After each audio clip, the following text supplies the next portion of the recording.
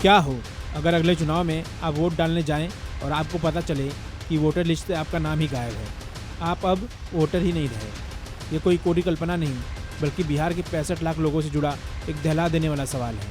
65 लाख जिनके नाम हाल ही में मतदाता सूची से हटा दिए गए हैं।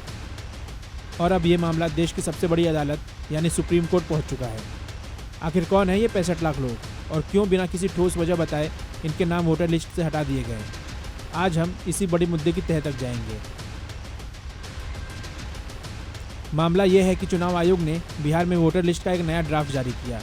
इस प्रक्रिया में 65 लाख लोगों के नाम लिस्ट से काट दिए गए।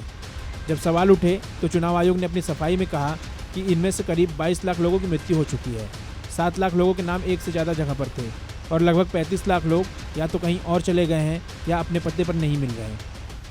सुनने में तो ये एक रूटीन प्रक्रिया लगती है, लेकिन सबसे बड़ा पेच यही है। एडीआर ने उठाए सवाल। मशहूर संस्था एडीआर यानी एसोसिएशन फॉर डेमोक्रेटिक रिफॉर्म्स ने सुप्रीम कोर्ट में याचिका दायर की है।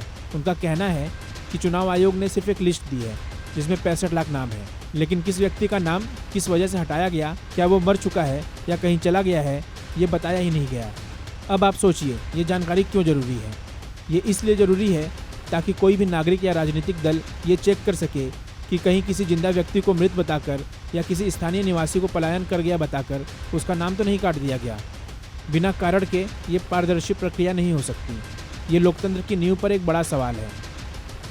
एडीआर का ये भी कहना है कि जिन लोगों के नाम इस लिस्ट से हटे हैं उनके पास अब अपील करने या अपनी बात रखने का सामान्य कानूनी अधिकार भी नहीं है। मतलब उन्हें शायद पता भी न चले और उनका वोट देने का अधिकार छीन लिया जाए। इस मामले की गंभीरता को देखते हुए सुप्रीम कोर्ट ने चुनाव आयोग से 12 अगस्त तक विस्तृत जवाब दाखिल करने को कहा है।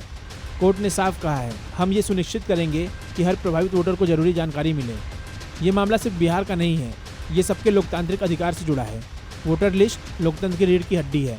अगर इसमें पारदर्शिता नहीं होगी तो चुनाव की निष्पक्षता पर हमेशा सवाल उठते रहेंगे।